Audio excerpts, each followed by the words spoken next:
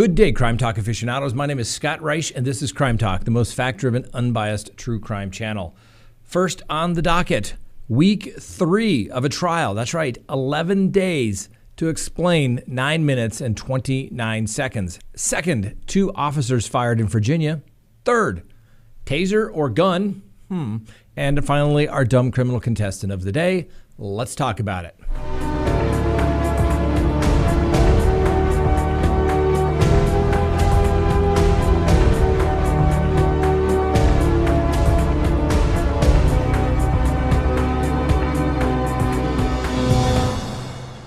Good day, Crime Talk aficionados. My name is Scott Reich, and this is Crime Talk. Thanks for watching. If you haven't done so already, please hit that subscribe button as well as the bell so that you receive notifications when we go live or put up new content, like we will tomorrow night, 6 p.m. Mountain Time. Well, it is day 11 of the Derek Chauvin trial. That's right, day 11 to explain 9 minutes and 29 seconds. Now, we have a couple of things coming together. It sounds like the prosecution is going to rest tomorrow, Tuesday morning, and then the defense will begin their case in chief. Now remember, the defense never has to call a witness. The defendant never has to prove himself not guilty.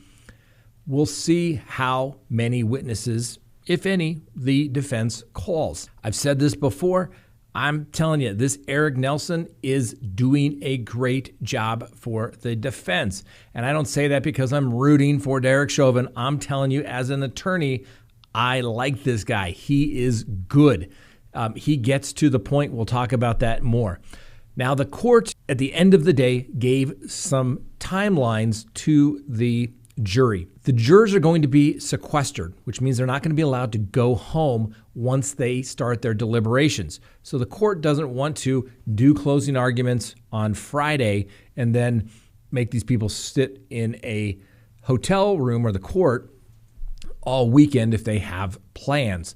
So the plan is, if the defense rests their case and there's not a case in rebuttal by the prosecution, that they may take Friday off. We'll have to wait and see. These things are very fluid. Then next Monday, we would start closing arguments, which I'm telling you, this is going to be very, very good. Let's talk about a couple of things that took place in the trial today. There were some issues pre-trial, which means before the jury came out, and it was regarding motions in limine that the defense had filed. The first related to, yet again, another use of force expert. And this was this Seth Stoughton. Now, the prosecution wants to call this other expert, and because he's going to say that basically everything Derek Chauvin did was bad, bad, bad, excessive use of force, bad, bad, bad. The defense said, hey, judge, you have the authority under the rules of evidence, Rule 403, that basically says you can stop this. This is cumulative. The court inquired of the prosecution, said, why do we need another use of force expert? We've heard from all the training officers. We've heard from the chief of police. What difference does this make? And the prosecution said, well, this is different because he's taken it from more of an academic perspective and his use of force analysis. The prosecution wanted to go a lot farther and actually state and talk about suggestibility regarding what was said on the George Floyd statement, whether it was, I didn't take any drugs or I ate too many drugs. The judge shut the prosecution down hard on that and said, that's a question of fact for the jury to decide. You're not going to have an expert come in and say, this is what I think it says. Bottom line, the jury has to decide that. Frankly, the Professor Seth Stoughton, I don't think he necessarily did a whole lot of good. It was very redundant, repetitive, and on cross-examination, he agreed with Eric Nelson, but he tried to qualify it, and frankly, it looked like he was fighting it. Like, just admit that under this analysis, it would be reasonable. Yes, it wouldn't. No, it wouldn't. He gave the defense everything that he needed in that regard. Now, once again, if we started talking about reasonableness, the prosecution also called today Dr. Jonathan Rich. He's a cardiologist. He's based in Chicago, and he's a real smart guy. He basically puts together mechanical hearts so that people can stay alive till they can do a heart transplant. I mean, he's a real fancy guy. And what he basically said was he went through the analysis, and he's now the fifth doctor to say that George Floyd died of asphyxia. It seems like the prosecution, if you're so certain of what takes place, you bring in one expert and say, this is the guy. They brought in 5 guys. Of course, you have to remember, one of their own experts completely contradicts the prosecution's theory of the defense. We'll wait and see how many, if at all, the defense calls to basically state that George Floyd died of a heart attack. I'm sure their credentials are going to be just as good. This is the battle of the experts, but what it may come down to is simply a little snippet of whether George Floyd said, I ate too many drugs, or I didn't take any drugs. The jury will have to decide if that was a factor one way or another. George Floyd's brother testified. Prosecutors like to bring in a family member sometime to humanize the deceased. It's usually completely irrelevant because they can prove through the autopsy that somebody is alive and now they're deceased. That's really what it was for. And there's not a whole lot that can really go on there. But they had to do something because there's not really been a whole lot of good stuff said about George Floyd. You know, he had an opioid problem. He was using drugs. He's bad health.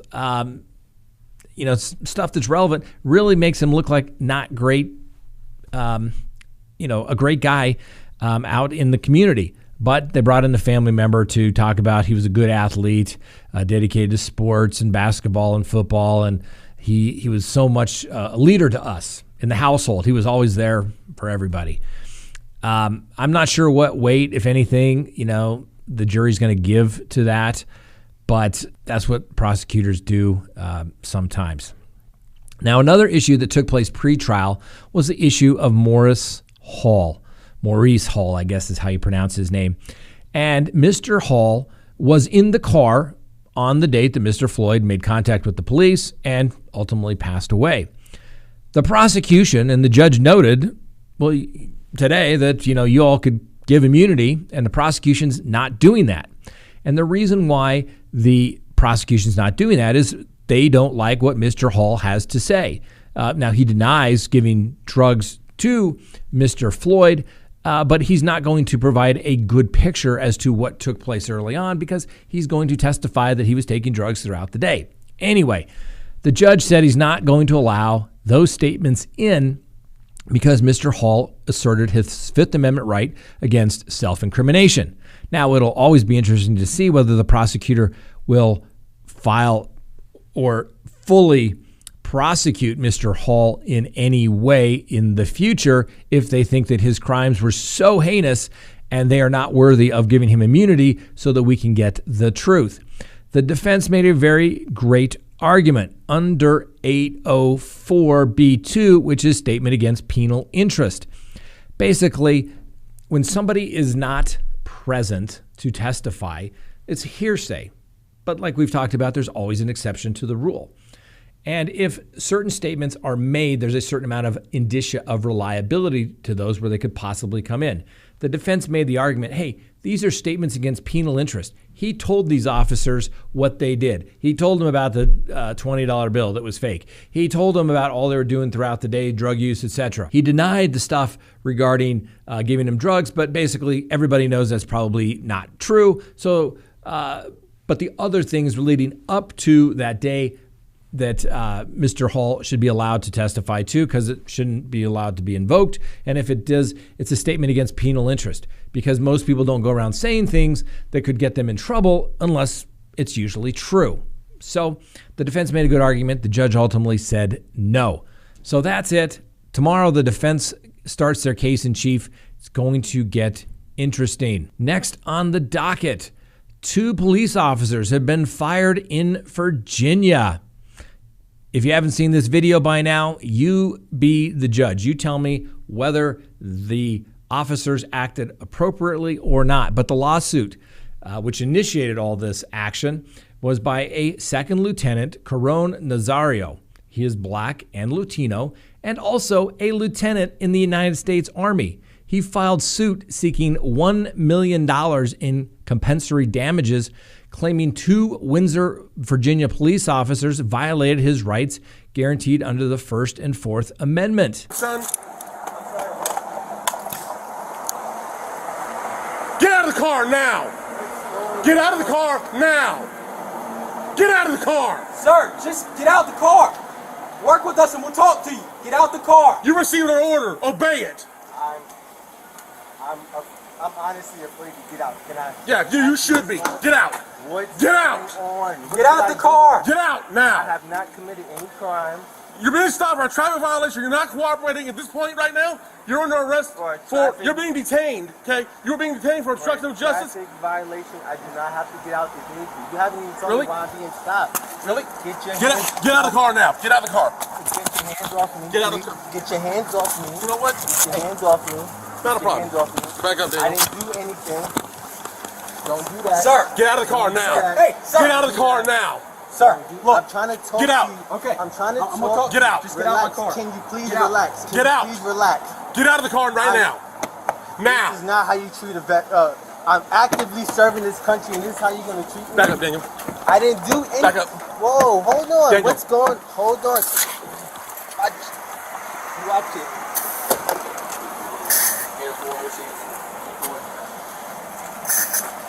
Get out of the car. Get out of the car now.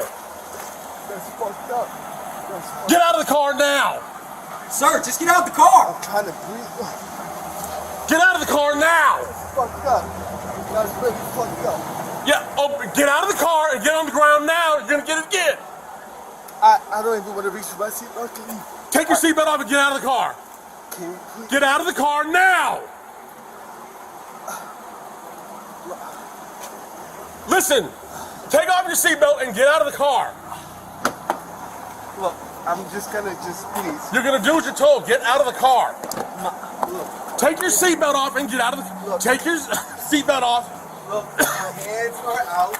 Take your seatbelt off and get out of the My car. hands are out. Don't reach in there, Daniel. Don't reach in there. My hands are out. Please. Please, look. This is really messed up. My dog is in the back. My dog is choking right Get now. out of the car. Take your seatbelt off. What are you, a specialist, corporal? What are you? I'm a lieutenant. Lieutenant, get out of the car. Take your I'm seatbelt gonna- off and get out of the car. You made this way more difficult than it had to be. If you just complied. Get out of the car. I'm reaching for my seatbelt. Fine. Take your seatbelt off and get out of the car. Straight onto the ground. Straight onto the ground. Ma'am. Is your commanding officer available? Down. Let's go. Is your commanding Let's officer go. available? Get on the ground. Get on the Can you ground. please talk to Get me on the about what's ground going now. on? Get on the ground and you're getting sprayed again. Get on the ground. Can you please talk to me about what's Get on going the ground. on? Get on the ground now. Can you please talk to me Get on about the what's ground. going Get on the on? ground. Can you please talk to me about what's Yes, sir. going on? You're not. Can you please talk to me about what's going on?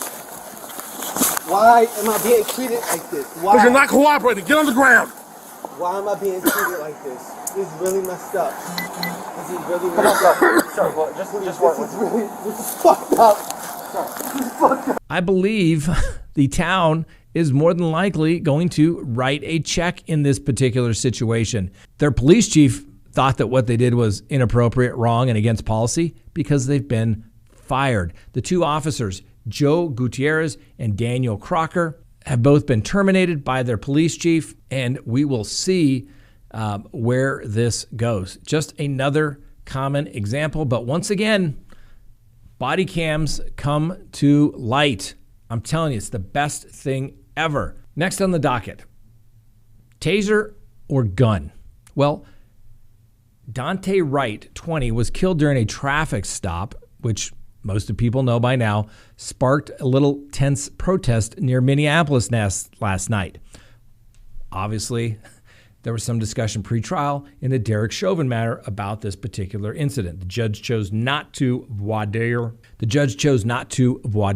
the jury about this incident because they really didn't know that much about it. The police officer that shot Dante Wright, according to the police chief, says that she believed she was pulling her taser when she fatally shot Mr. Wright at point blank range during a traffic stop.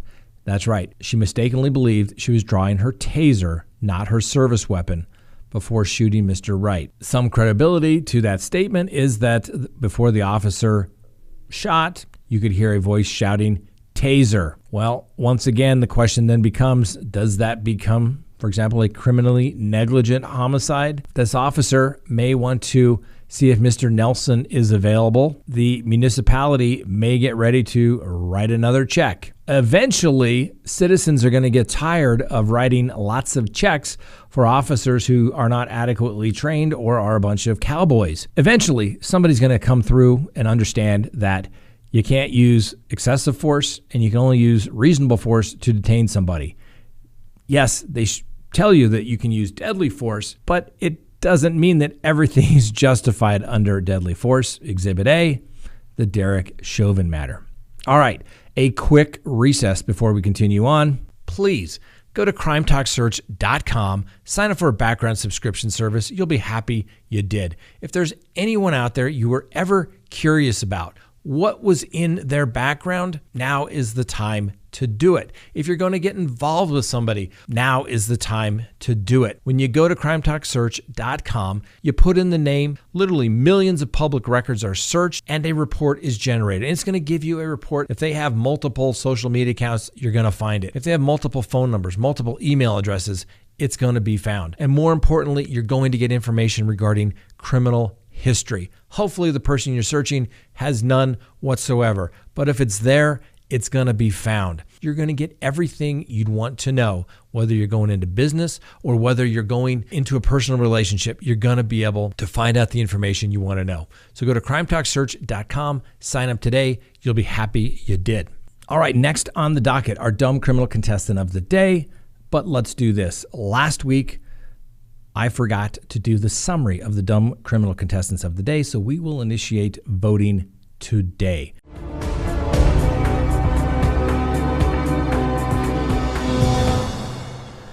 Last Monday, Trey Cornwell, 29, arrested for stealing an ambulance while dropping off a patient at a hospital. Tuesday, we didn't do one because, well, things got busy with work and we had to do that lawyer stuff. Wednesday, Natika Lee was charged with manslaughter for the death of Daisha Phillips, and Phillips died 4 days after receiving an illegal cosmetic surgery involving silicone injections into her buttocks. Thursday, Kevin Wayne Van Leuven was hired as a home inspector. After the homeowner left him to inspect the house, the homeowner received a webcam alert that there was movement. They checked on it, and they found the 59-year-old pleasuring himself with Tickle Me Elmo. That's right. Can't make this stuff up.